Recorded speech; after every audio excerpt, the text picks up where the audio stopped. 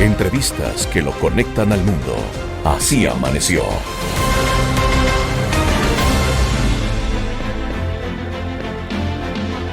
La guerra en Ucrania y Rusia todavía deja muchísimo que hablar. Las últimas semanas se ha visto debilitado también al gobierno ruso porque estos mercenarios que trabajaban para su ex chef lo han hecho tambalear a Putin, que terminó sentándose a hablar con él, a conversar.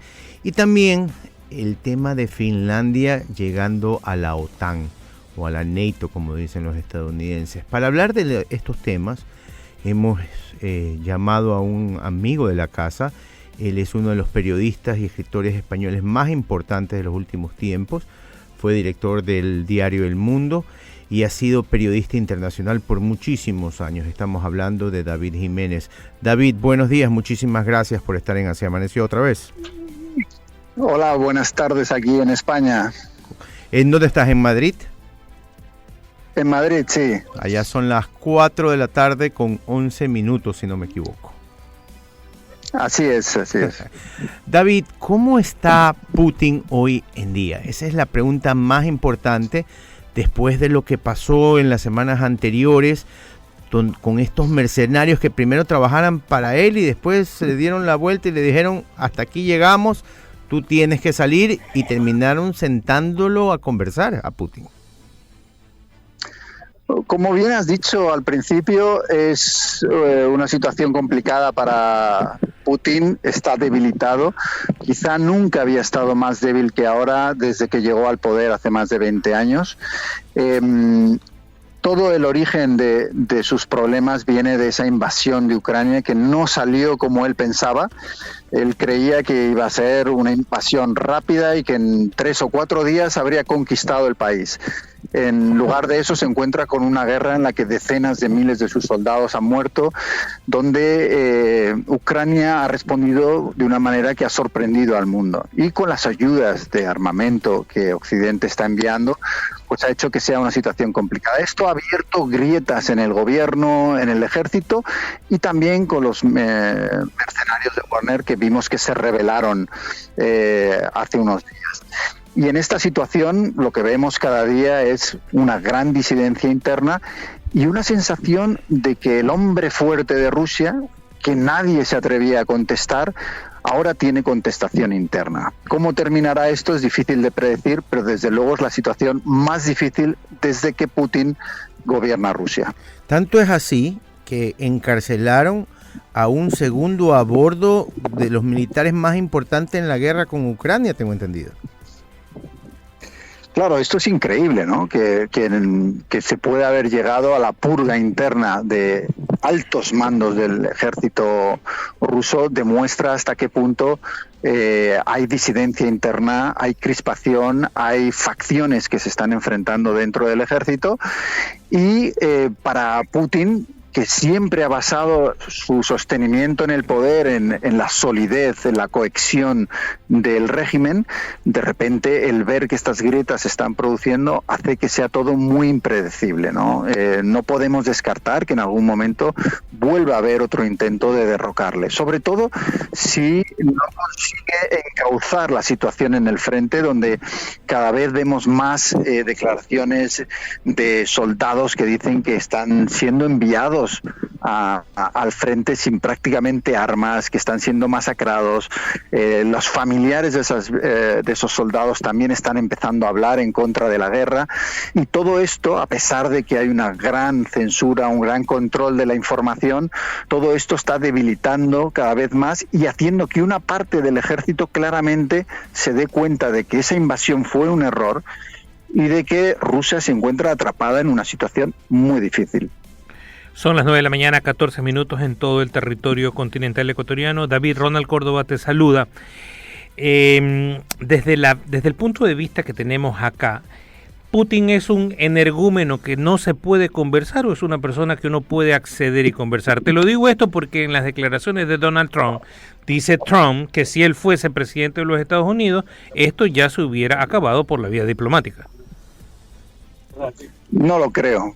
Me parece que Trump habla de cara poco, pues eso, a su público, a sus medios, un poco también está intentando criticar a Biden, ¿no? En esas declaraciones. Yo creo que Putin claramente en sus declaraciones no reconoce que Ucrania sea un país soberano, no reconoce la identidad ucraniana como un pueblo independiente, y su obsesión es que se trata de una región que es una provincia más de Rusia que tiene que estar bajo el control de Moscú.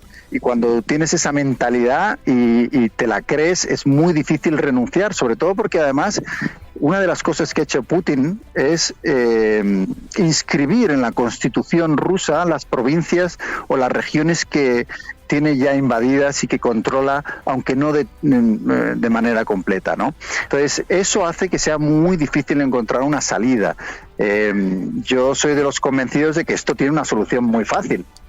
Simplemente retire usted los 300.000 soldados que tiene en un territorio que no le corresponde, ¿no? Y váyanse a su casa. Y a partir de ahí negocie unas garantías de seguridad, quizá el no ingreso de Ucrania en la OTAN y una serie de cosas que se pueden negociar. Pero es muy difícil negociar cuando tienes todos los días un bombardeo, cuando estamos viendo gente morir, no solo soldados, sino también muchos civiles. De acuerdo, David. Una última pregunta de mi lado. ¿Qué es más complicado desde tu óptica? ¿Que Estados Unidos le mande bombas de racimo a Ucrania o que Ucrania entre a la OTAN y luego el grupo de compañeros de la OTAN salga a defenderlo? ¿Qué es más difícil? ¿Qué es más complicado? Bueno, yo creo que son dos aspectos separados en el sentido de que uno es un aspecto puramente militar, en el sentido de que esas bombas de racimo al final lo que hacen es dar mayor capacidad a la artillería ucraniana para hacer daño a las tropas. Tienen el inconveniente de que se ha visto a lo largo de la historia que son bombas que en una gran parte no detonan y a veces tienen como víctimas a las poblaciones civiles, incluso años después de haber sido lanzadas. Pero yo creo que desde el lado de Estados Unidos y de Europa hay un convencimiento de que tienen que entregar a Ucrania todo el armamento necesario para que Rusia no gane esa guerra. Y yo creo que esa es una determinación que ahora mismo está ahí y de hecho se está hablando ya del envío de misiles de más largo alcance por parte de Estados Unidos, algo que ya han hecho franceses e ingleses, ¿no? Entonces, eso está por una parte. Cuando hablamos de la OTAN, aquí ya estamos entrando en el juego de poder no solo inmediato en cuanto a la guerra, sino qué papel va a ocupar Ucrania en el mundo en relación con Rusia en las décadas que vienen por delante. Porque, claro, lo interesante aquí sería no solo acabar con esta guerra, sino evitar que eso se convierta en un conflicto enquistado que durante décadas siga abierto, ¿no? Yo estoy convencido de que Europa y Estados Unidos, cuando hablan de ingresar a Ucrania, lo hacen también un poco para poner algo sobre la mesa, ¿no? Es decir, le están diciendo a Rusia, usted podría evitar ese ingreso de Ucrania a la OTAN, pero tendría que salir de la invasión y dejar de atacar Ucrania. Me parece que eso es algo que Occidente y los países miembros de la OTAN estarían dispuestos a hacer, y que la presión que quieren ejercer sobre Rusia es decirle, si no hace usted esto, si sigue con esta guerra, no solo no va a conseguir reducir el poder de la OTAN, sino que cada vez va a ser mayor. Recordemos que una de las razones de esa invasión era limitar la influencia de la OTAN y la expansión de la OTAN, pero ya tenemos otros dos países, ¿no?, que han ingresado desde que se invadió Ucrania en la OTAN, con lo cual a Putin le está saliendo todo estratégicamente muy mal. Estamos conversando con David Jiménez, él es periodista y escritor español que sabe muchísimo del tema de Ucrania, Rusia y lo que está pasando en toda Europa. No te puedo dejar ir sin preguntarte el último punto de la agenda, aunque ya más o menos nos lo has contestado, y es la entrada de Finlandia a la OTAN. ¿Qué significa eso para Rusia? al final Rusia ve a la OTAN como su gran rival y su gran enemigo geoestratégico en el mundo. El hecho de que esta guerra se iniciara para limitar la OTAN y que haya sucedido todo lo contrario es un gran desastre y un error estratégico por parte de Putin. Es decir, la OTAN, antes de que los rusos invadieran Ucrania, era una organización que estaba cayendo en la irrelevancia. Cada vez tenía menos importancia. Ahora no solo ha ganado relevancia, no solo ha hecho que los países europeos estén aumentando el gasto militar, sino que además ha añadido 2 nuevos miembros muy poderosos que además lo que hacen es aumentar la frontera directa en la que Rusia tiene al lado como vecinos a países de la OTAN.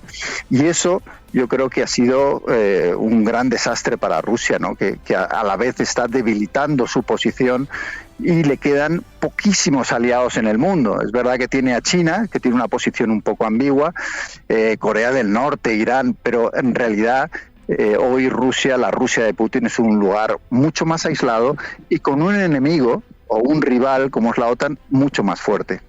David, queremos agradecerte muchísimo por el tiempo el día de hoy. Sabemos que estás, como siempre, muy ocupado, pero la verdad nos ha servido muchísimo para aclarar puntos a nosotros.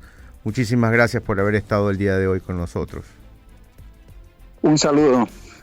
Era David Jiménez, periodista y escritor español. Hemos hablado con él de varios temas como la guerra entre Rusia y Ucrania. Hemos hablado de la situación política de Rusia en estos momentos, el poder de Putin, cómo se ha disminuido y finalmente el ingreso de Finlandia a la OTAN. Así que ha sido una entrevista muy importante el día de hoy.